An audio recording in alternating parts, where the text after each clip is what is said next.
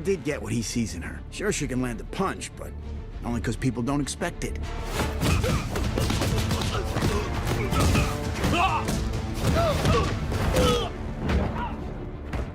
What? Stop! Stop the truck! No, no, no, no, no, no. Oh! Come on! Welcome back to another edition of the Review of Champions. I'm your host, Lord Deathman, and the question on everyone's mind this week is, what if the world lost its mightiest heroes? It's time to review the third episode of Marvel's latest hit series, What If? We're going to get right into it with the champions in just a moment, so sit tight. But in the meantime, be sure to like this video if you like it, share it if you enjoy sharing things, and subscribe if you want more. All right, so let's get right into it. We've got a small but powerful panel today going over this particular episode. I have Taylor and the Grandmaster. Guys, say hello to the audience at home. Hello. Hi, people. Yeah, we're going to jump right into this, guys. I'm going to start with you, Taylor. Give me your overall impressions of this third episode of What If?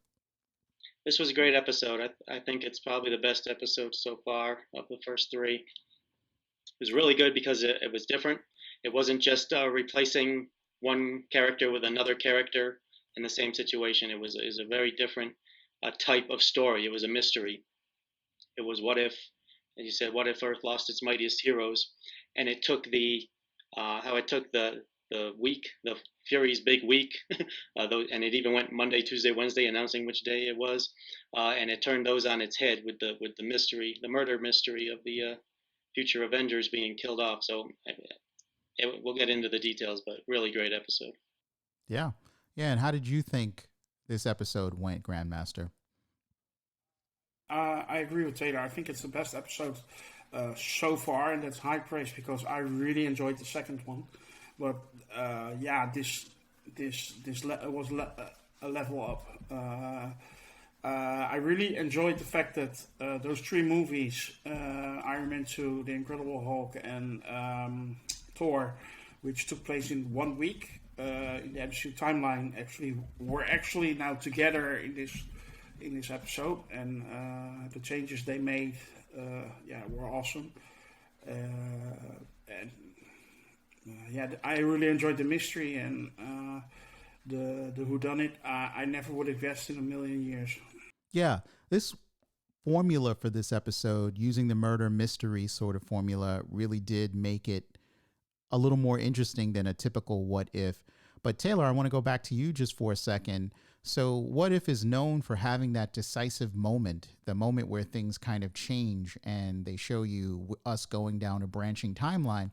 But they couldn't quite do that with this episode because they had to preserve the mystery of what was going on. Did you like that deviation from the formula? Yeah, absolutely. I thought it was great that it was something different. Something had happened before the MCU had even started. That started a chain of events that led up to these unfolding very differently in this alternate universe than it did in the one that we know from the movies. Yeah.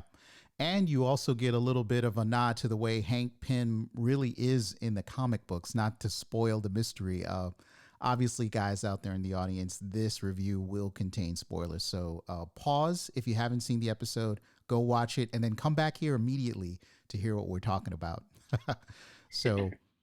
But Grandmaster, any thoughts on that change in the formula? How did you feel about it?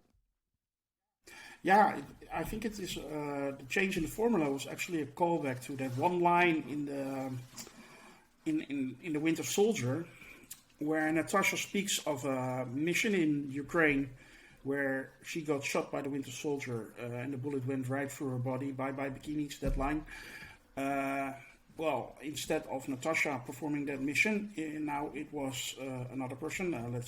I will just spoil. Sorry, it was Hope Van Dyne as agent of Shield, and she didn't survive. And I actually was very much surprised by that twist.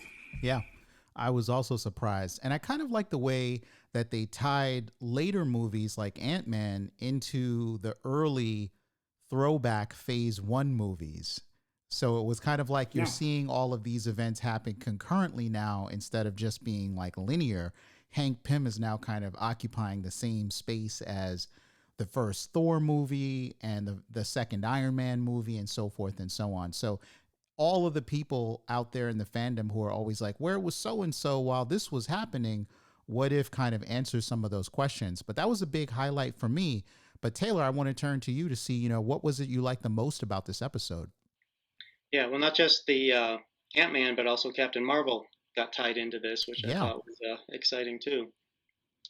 I mean, the best thing I liked about it was the writing. It was really, really well written, and considering that they weren't just writing a new story, they had to write a new story that melded with the existing uh, stories in 3 different movies. It's got to be pretty hard to do. I mean, I'm no writer, but Yeah. that had to be pretty hard, and they did it pretty seamlessly and creatively. So Yeah. I really liked the writing, and like I said, the mystery was tough. I was completely lost until Natasha said it's all about hope. It took me a second to think about that, but then I said, wait a minute, isn't that the Wasp's name? Wasn't she Hope? And then it dawned on me, oh wait, after seeing what just had happened to Natasha, yeah, there's an Ant-Man of some sort involved in this. Yeah, I didn't get it. I think I sort of had a rough guess going when what happened to the Hulk happened, and then I kind of dismissed it. I was like, oh, it can't be Pym particles or Pym tech, but surely it was. So, but highlights for you, Grandmaster. What was your favorite part of the episode? Well, I actually, when I saw the Hulk blow up, basically, it reminded me of that fan theory, how the Thanos situation Yes. should have been resolved, but this was done a little bit more, let's say, PG-13. Yeah, no, I really enjoyed it, and it actually makes sense that Captain Marvel was tied into this because she was the first Avenger. You see, or at least the first superpowered person Nick Fury knew, according to the MCU timeline. And I liked it. They also immediately showed what happened when the Avengers are not there, that Loki took control of Earth. I really enjoyed that. I thought Tom Hiddleston was amazing in this episode, especially since we got a lot of Loki recently. That made me very happy because I really loved Loki, the show. Loki is a fan favorite character. I'm a fan, and it's also one of my favorites. So yeah, those were highlights for me. But I think if I have to choose, I really like what they did with Thor and the way Coulson reacted to him. I really love that. Like he had a boy, how do you say that? A man crush on Thor, and that was amazing. Yeah, that was actually, it went over so well. Like it could have, in the hands of another actor, the timing that you needed to really pull that off and the kind of sincerity that that actor whose name escapes me, guys, is it Clark Gregg or Clark Gregg. Yes. Yeah. Yeah, Clark Gregg, He's just fantastic, and I've been watching a lot of Agents of Shield, as you guys know, and I just totally love his style and what he's done with the character. Well, the whole cast in this episode did a great job, I think, and it's great that they bring in the original actors as much as they can. I mean, they even had Jamie Alexander for Sif, and I think she had one line, but they brought her in anyway. So it's great that they get them when they can, and when they can't for whatever reason, like Black Widow was played by Lake Bell, who did a great job. Lake Bell also voices Poison Ivy in the Harley Quinn cartoon. But yeah, she did a great job as Natasha. And okay, so the voice is a little bit different. Okay, it's a whole different universe. All right, what if Natasha had a different voice? I am the Watcher. Who cares? It's a cartoon. Right. But she did a great job. Taylor, I couldn't even tell. I thought that was Scarlett Johansson. No, it was like Okay. Yeah, but the voice cast is all on point, and that script was really sharp. It just felt so crisp. And I really like the way that Loki is portrayed in this. Tom Hiddleston, what an MVP. He was my MVP of this episode because he totally knows how to curate his character. And it was obvious how much he still cares about this character. He wasn't phoning in any of his voice work. And he's such a careful curator of his character. He's willing to train people and help them understand Loki, and he's willing to do small jobs like voiceover and then jump back into the feature films. Tom Hiddleston might end up being the person with the most appearances in the MCU ever at the rate he's going. Yeah, I think he's working on it at the very least, you know. But kudos to him because he deserves it, and he really follows the creed of like Sir Laurence Olivier, an actor acts, you know, no pretensions. Whether it's a comic book character or whether he's doing a period piece, World War I, he's putting in the same dedication to it, and that's such a pleasure for the fans to get that level of dedication to that. So, but guys, obviously we're all agreeing here that there was an incredible episode going on. I just want to track across the table here and see if there was anything you didn't like about this episode. Grandmaster, we can start with you. No, actually no. I want to shout out to the actors, the voice actors that are not MCU live action actors, because I think they're all doing a great job. And no, there was nothing I didn't like about it. Yeah. Sorry. It was really a hard one to dislike, right? You got to be a real Grinch to find, you'd be nitpicking. But Taylor? Yeah, like I said, like Taylor said, it was cleverly written. The old familiar stuff was in there, but it was fresh enough to give a total new perspective. No, there's nothing I can fault on this episode. Nothing. Yeah, I'd have to agree. Taylor, what's your take? Absolutely nothing. So I'm going to talk about more stuff that I liked.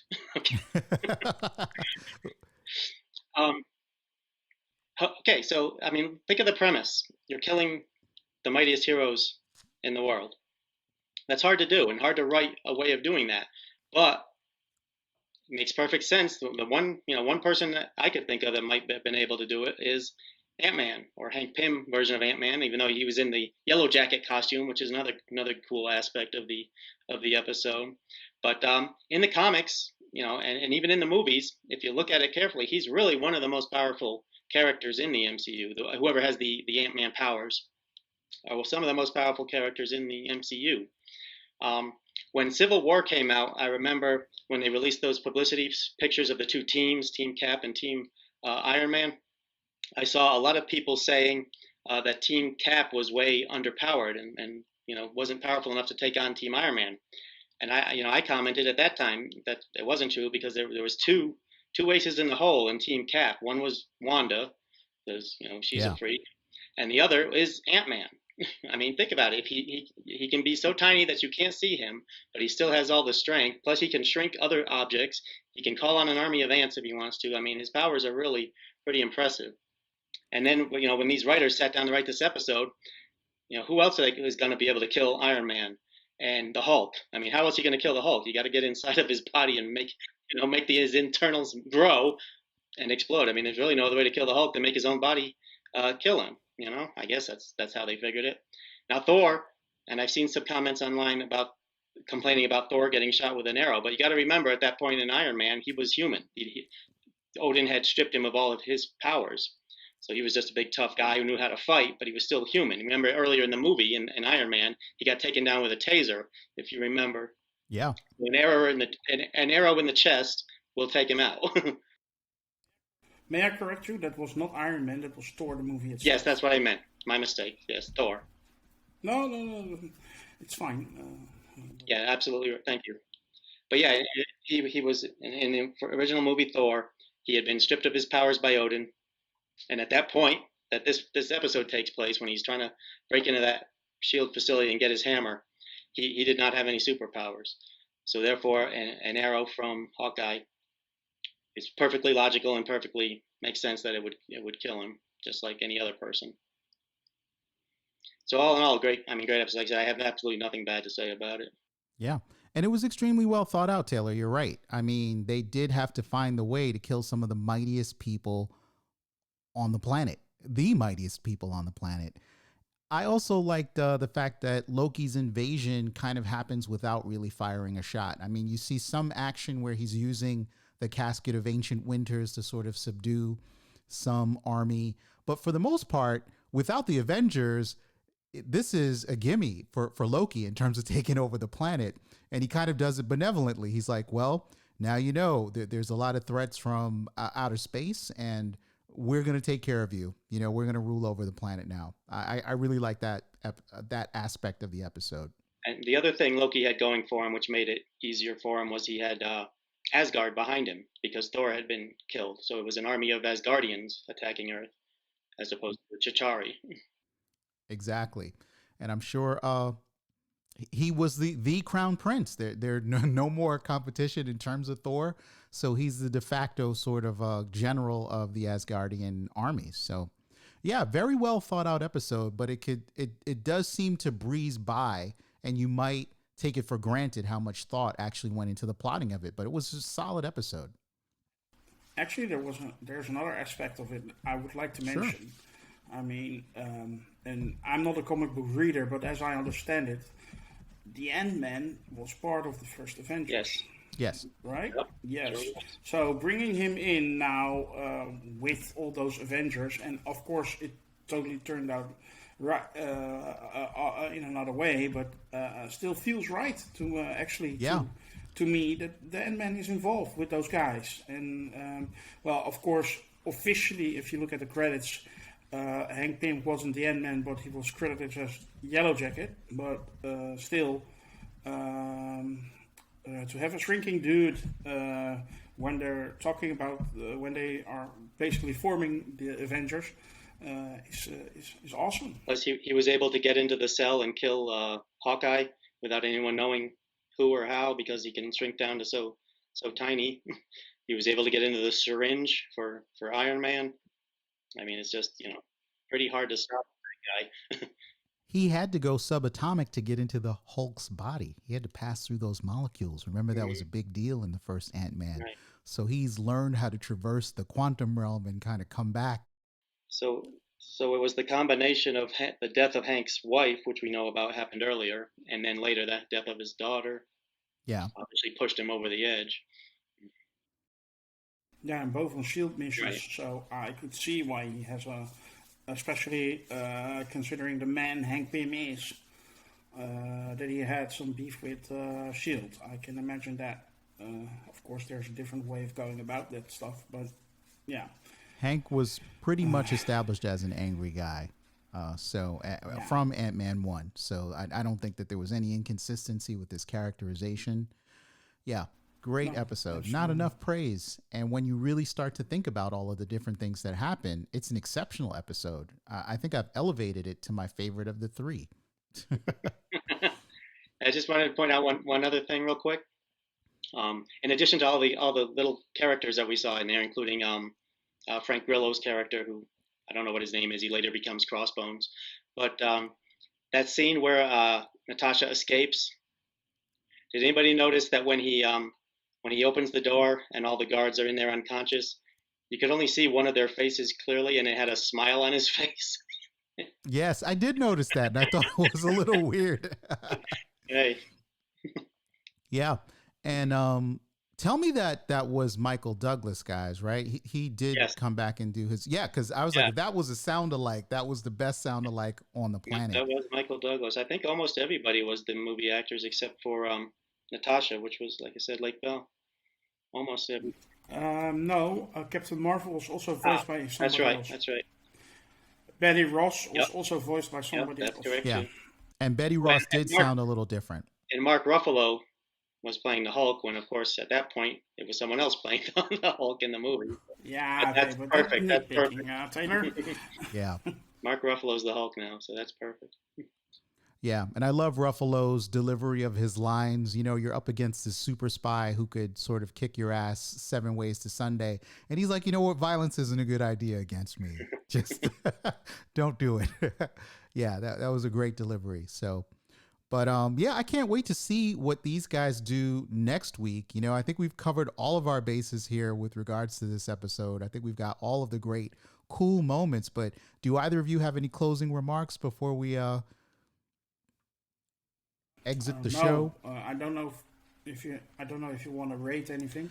Well, yeah, rating it sounds like a good idea.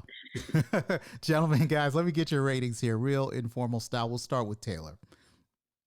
I mean, 10 out of 10 at least. The volume is all the way up, people. You heard it here first. And Grandmaster, surprise us. I'm as loud as Taylor is. 10 out of 10. It was perfect. And I think What If is shaping up to be a hell of a show.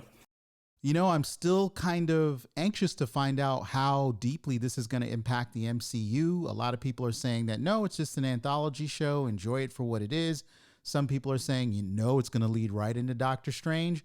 Always balancing that kind of stuff with the fandom. But either way it turns out, the show is exceptional, and I hope it can maintain this momentum that it has with the fandom. And I'm really looking forward to everybody being surprised, not just the fans, but the critics and the reviewers who haven't seen episode 4. So that ought to be really good for next week's show. I have read on Twitter that they are hoping to make this a yearly release. An annual release. So every year you will get like a bunch of episodes of What If. Well, as long as they're still producing movies, they've got source material to do What Ifs to. Yeah, exactly. And you can have multiple What Ifs on one movie. Yeah. Well, gentlemen, thank you for all of your remarks here. I want to ask all of you guys out there who are listening to the show to check us out on Twitter and Facebook and all of the other socials out there, whatever they may be. Consider joining the discussion on the forums at Sakar. That's sakar.freeforums.net. As always, thanks to the panel and thanks to you guys for joining us on the show today. Remember to be safe out there, and we'll see you in the next one.